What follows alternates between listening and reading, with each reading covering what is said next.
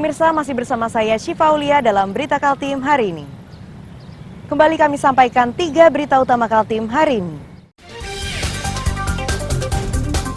Sebuah kapal tongkang lepas kendali dan menabrak kafe di tepi Sungai Mahakam di kawasan Samarinda seberang.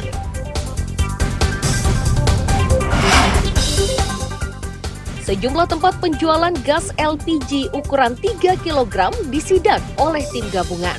Hasilnya, 2 pangkalan terancam ditutup paksa. Pengerjaan jalan tol dari IKN ke Balikpapan masih terus berlangsung.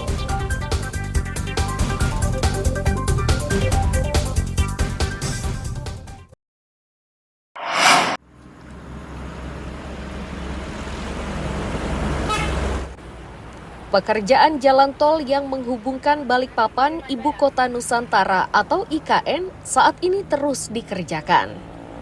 Titik yang kini dikerjakan yakni untuk tol di kilometer 10 dan tol di kilometer 13 dari jembatan Pulau Balang hingga ke IKN. Deputi Sosial dan Budaya Otorita IKN Alimudin menyatakan pihaknya optimis jalan tol dari Balikpapan menuju IKN yang melalui jembatan Pulau Balang akan segera rampung dan bisa tersambung pada bulan Agustus 2025 mendatang. Alimudin bertambah yakin karena pemerintah daerah dan pemerintah pusat mendukung penuh pembangunan jalan tol tersebut.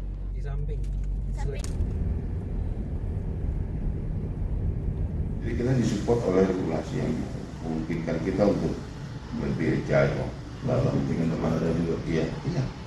Jadi memang dibarengin gitu, kita juga nggak boleh coba-coba gitu ya, kalau masalah pertanahan.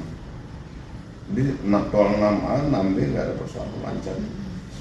Semua Pak, berarti itu sudah mulai pembangunan lagi Pak ya? Iya. Kemarin kan masih pemerataan tuh, Iya. tanah terakhir saya kesana. Udah lanjut semua. Mudah-mudahan tidak ada hambatan seperti yang disampaikan Pak Presiden ya. Di Juni atau Agustus, tol sudah connecting semua berarti dari Pulau Balang, termasuk dari kilo 13. termasuk di Maten nanti seluruhnya.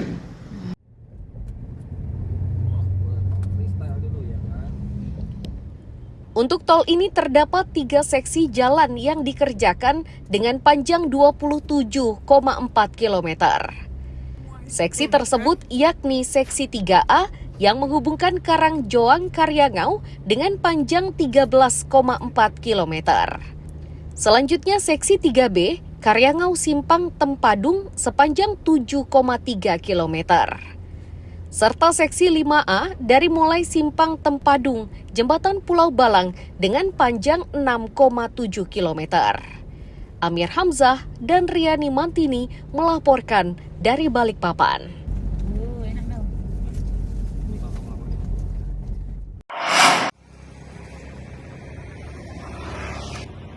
Pemadam kebakaran Kota Tarakan, Kalimantan Utara hingga kini masih kekurangan armada. Salah satu armada paling mendesak adalah mobil untuk pemasok air dengan kapasitas 10 ton. Kemudian truk yang dapat menyemprotkan air dengan kecepatan tinggi dan mobil tangga dan peralatan penunjang, mulai dari selang, nozzle, dan beberapa peralatan lainnya. Kepala Satpol PP dan Pemadam Kebakaran Tarakan menyatakan berbagai peralatan ini dibutuhkan karena peralatan yang dimiliki sudah uzur dan membutuhkan peremajaan. Kalau 5 ton, coba 1 menit. Kalau yang armada kita butuh semua. Pertama, baik armada yang sifatnya roda 2 maupun roda 4, roda 8, roda 16. Karena Kota Tarakan ini jangan dikira tidak lepas dari api. Perhotelan contohnya, kalau terjadi, ya kan? Tidak mungkin kita bisa menggunakan yang 10 ton. Atau kita menggunakan teknologi atau rezeki lagi yang order tangganya. Itu untuk Masih kurang dapat? masih Pak. Kalau bicara kurang kita kurang. Untuk ideal Kota Tarakan kita butuhkan itu sebetulnya suplai. Berapa banyak suplai? Paling tidak 4 atau 5 suplai. Pihak DPRD Tarakan melalui Komisi 1 akan melakukan pendataan. Ini dimaksudkan guna memudahkan penyusunan anggaran dengan mengutamakan skala prioritas yang disesuaikan dengan kemampuan anggaran daerah. Ketua pemadam, kita data dulu bagaimana di lapangan, apa kebutuhannya, dan kita ada skala prioritas dulu. Skala prioritas ini yang pada penduduk yang tidak bisa dijangkau langsung oleh mobil pemadam itu dulu yang kita prioritaskan. Kenapa? Karena di situ kalau pada penduduk satu kebakar, nah pastinya merembet ke mana-mana. Nah, inilah yang kami dari DPRD ingin mendengar supaya kita bisa anggarkan atau kita supply, ada beberapa hal lagi di dalam. Musibah kebakaran di Tarakan terbilang cukup tinggi. Sepanjang tahun 2024 terdapat 60 kebakaran. Dari jumlah tersebut, lokasi kejadiannya rata-rata berada di kawasan padat. Mustafa melaporkan dari Tarakan, Kalimantan Utara.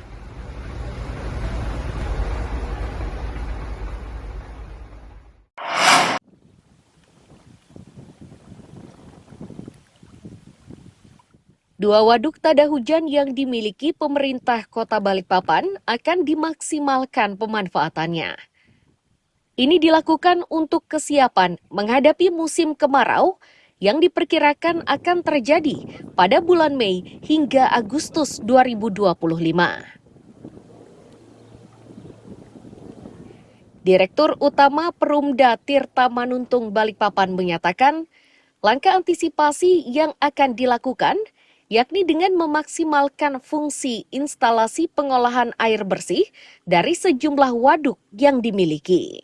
Langkah lainnya yakni dengan membuat kolam penampungan atau reservoir untuk penyimpanan air cadangan. Ada dua program sih memang yang tadi kami bahas itu yang kami fokuskan ya. Satu, optimalisasi lagi IPA-IPA saat ini, lalu kemudian kita buat reservoir sebagai penampungan cadangan air Kota Balikpapan untuk nanti apabila terjadi musim kemarau apa segala macam, dengan aktifnya reservoir itu kami sudah bisa menjaga stabilitas airnya. Dan kedua lagi kami ada program CSR tadi juga sama dinas di Perwali terkait dengan panen air hujan. Kami juga bisa manfaatkan itu mulai dari sekarang sehingga masyarakat punya cadangan air yang cukup untuk menghadapi hal-hal yang tidak diinginkan. Sementara pihak Badan Perencana Pembangunan Daerah atau Bapeda menyatakan, pemerintah kota akan memaksimalkan semua elemen agar kebutuhan air bersih tetap terpenuhi selama musim kemarau. Salah satu yang dibahas yakni penyediaan tandon untuk dibagikan ke warga.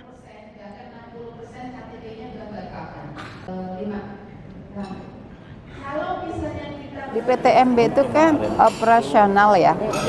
Kalau kami bukan di luar tapi sebagai sebuah kesatuan. Kalau kami adalah mendorong supaya penyediaan air bakunya bisa dipercepat. Tetapi dengan kewenangan PTMB dan koordinasi tadi kerjasama dengan OPD kita melakukan jangka pendek dulu, pemanfaatan air hujan, pembangunan reservoir, kemudian penyediaan tandon-tandon untuk masyarakat supaya sebelum sampai pemanfaatan atau pembangunan Aji Raden bisa selesai, kemudian sepaku semua bisa dimanfaatkan, masyarakat masih bisa bisa disediakan air dengan seoptimal mungkin.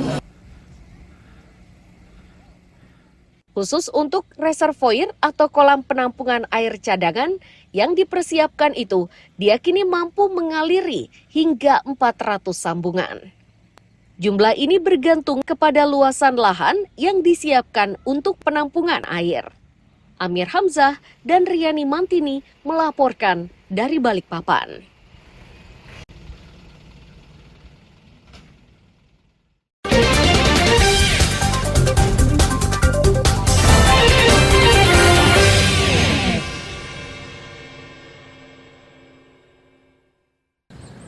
Pemirsa, berita tadi menjadi akhir perjumpaan kita hari ini.